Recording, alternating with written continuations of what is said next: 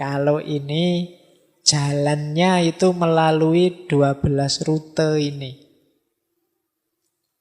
Yang pertama, kecerdasan spiritual itu memerlukan kerendahan diri.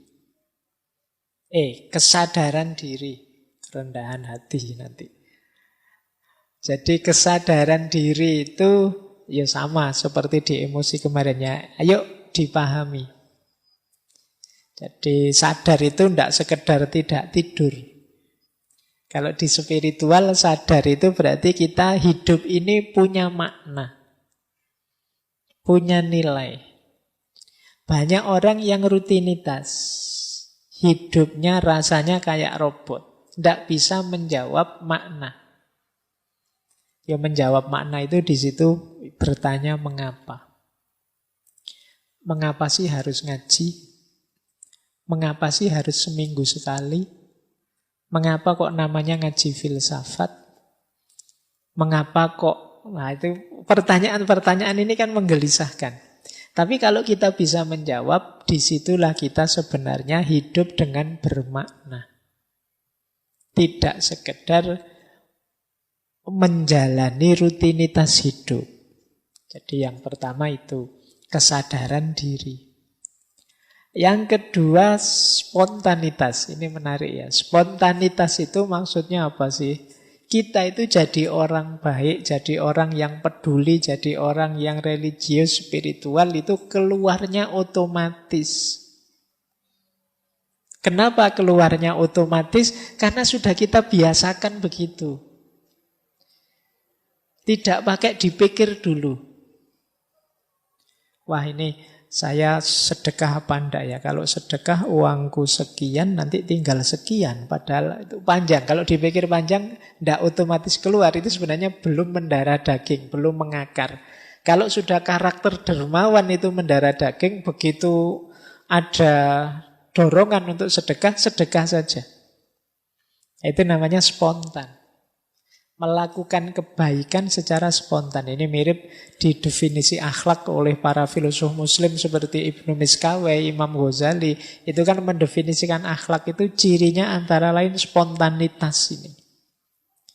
Perbuatan baik yang sejati itu diantara cirinya spontan. Tidak pakai uhui ya. Kakean nonton TV, nanti saya ngomong spontan, kalian uhui. Jadi otomatis keluar. Tidak pakai dipikir lagi. Min ghairi fikrin waruwiyatin kalau bahasanya Imam Ghazali. Tanpa dipikir, tanpa dipertimbangkan. Kalau ada teman butuh pertolongan, langsung otomatis ditolong begitu saja. Tidak terlalu mikir panjang. Berarti apa? Kebaikannya sudah tertanam dalam diri. Keluarnya ya itu sudah otomatis.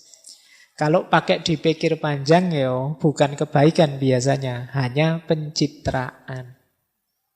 Mikir sih tuh, ini saya bantu ndak ya, saya traktir ndak ya, kalau saya traktir aku rugi berapa, kira-kira besok dapat balasannya ndak, itu panjang. Kalau ini masih belum jadi orang baik. Orang baik itu ya sudah, pokoknya aku yang traktir, yang bayar. Nah, itu ciri kedua. Jadi kebaikan spiritual, kecerdasan spiritual antara lain cirinya spontanitas dalam perbuatan baik. Kemudian panduan visi dan nilai. Hidup yang punya tujuan. Ada nilai yang ingin ditegakkan. Ini nyambung dengan tadi ya, hidup yang tidak asal-asalan. Ini ciri yang ketiga. Yang keempat, keutuhan. Keutuhan itu melihatnya tidak sempit, tidak hanya untuk kepentingan dirinya saja. Jadi menjalankan segala sesuatu, memutuskan segala sesuatu dengan mempertimbangkan yo aku, yo yang lain, ya semesta termasuk ketuhanan. Jadi tidak hanya ingin senangnya sendiri. Jadi membaca sesuatu itu utuh, tidak egois. Kemudian kasih sayang. Kalau ini tidak perlu saya jelaskan, teman-teman sudah hafal. Hidup yang penuh kasih dan sayang. Kemudian kuat berbeda. Jadi mampu merayakan keragaman. Karena mampu membaca secara luas dan utuh, biasanya terus bisa merayakan keragaman. Merayakan itu menikmati keragaman. Selama ini banyak di antara kita yang gelisah.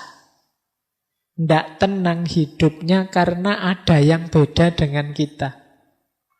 Saya agamanya A, dia agamanya B. Wah, tidak tenang aku. Sulit menyikapi perbedaan. Saya tipenya ini, dia tipenya itu. Saya alirannya ini, dia alirannya itu. Mbok kalau bisa orang itu alirannya sama kayak saya semua. Yang lain ikutlah saya semua. Kalau tidak ikut, aku gelisah. Ini namanya tidak bisa menikmati keragaman. Ya, padahal Al-Quran kan sudah jelas menegaskan ya, syir'atan wa minhajan, su'uba wa qabail, dan macam-macam mengindikasikan bahwa keragaman itu sunatullah. Tapi kita sering jadi orang yang tidak terima, tidak puas dengan keragaman itu. Tidak bisa menikmati keragaman. Nah, ini berarti apa? Kecerdasan spiritualnya kurang tinggi. Perlu di-upgrade lagi. Selanjutnya, orang yang cerdas spiritual itu tidak tergantung. Kita dengan sesama saling membutuhkan, tapi tidak tergantung.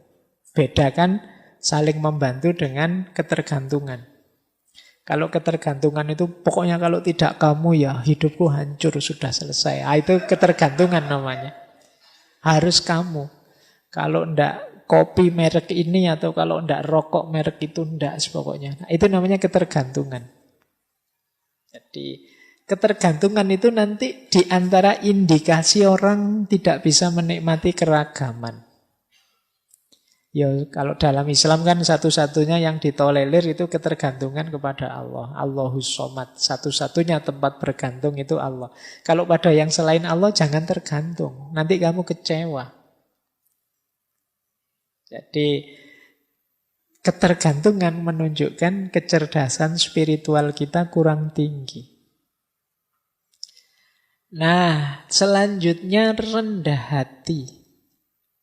Bukan rendah diri ya, ada beda. Kalau yang awal itu sadar diri. Kalau yang ini rendah hati. Kalau rendah diri kan minder, tidak bersyukur. Kalau rendah hati itu lawannya tidak sombong. Jadi tidak meninggikan diri. Sadar bahwa aku ini banyak kelemahan. Yang di antara kelemahan ini bisa teratasi kalau aku berhubungan dengan orang lain, berhubungan dengan sesama, dengan semesta, berhubungan dengan Tuhan. Nah, ini namanya kerendah hatian. Orang yang sadar kelemahan dirinya itu biasanya tidak sombong. Baik, terus prinsip spiritual, kecerdasan spiritual yang lain adalah itu tadi ya, bertanya mengapa.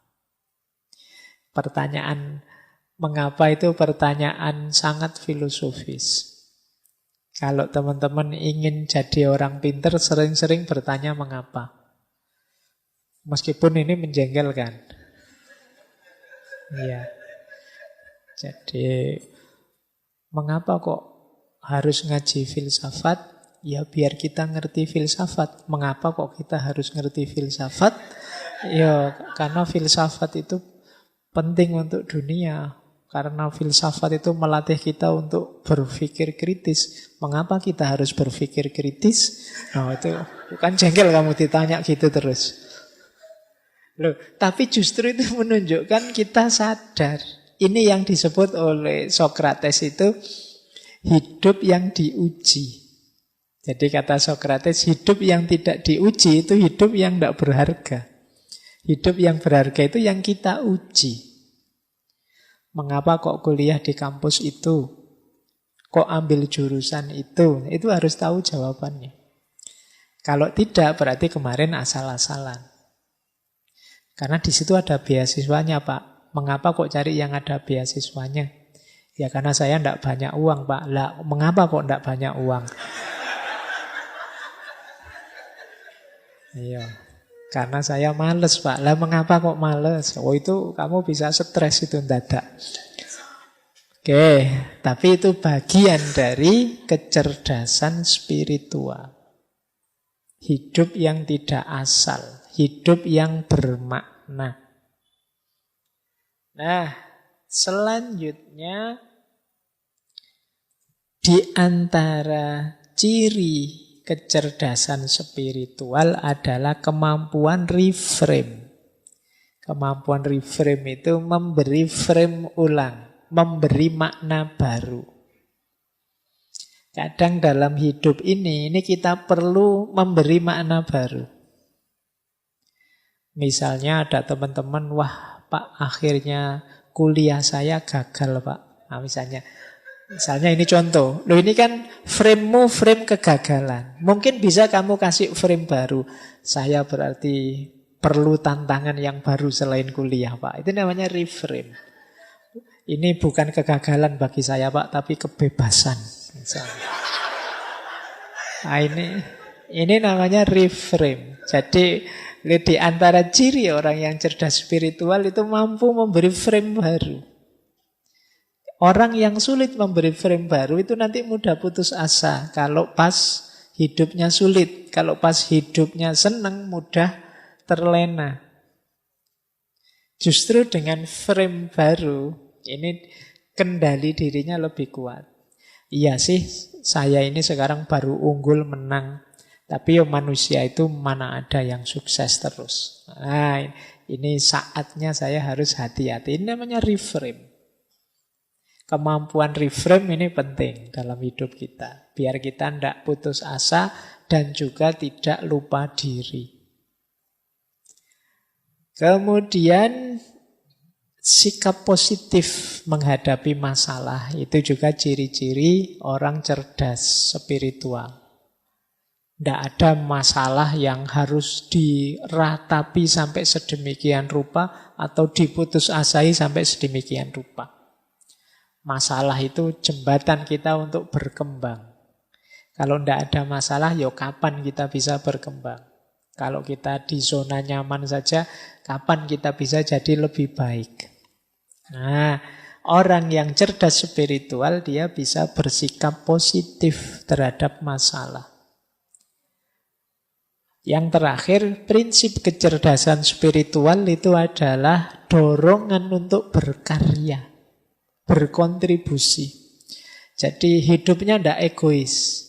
Yang ada di pikirannya, apa yang bisa aku berikan pada teman-temanku, pada sesama, pada lingkunganku, sejauh yang aku mampu.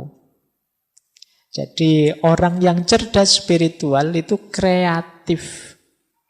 Dia terdorong untuk memberi terus-menerus. Dia berpikir apa yang bisa aku berikan. Karya apa yang bisa memberi kontribusi pada sesamaku.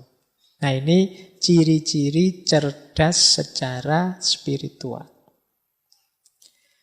Jadi ini 12 prinsip. Diingat-ingat nanti kecerdasan spiritual kita bisa terupgrade dengan indikator 12 ini. Cirinya, prinsip-prinsipnya ini.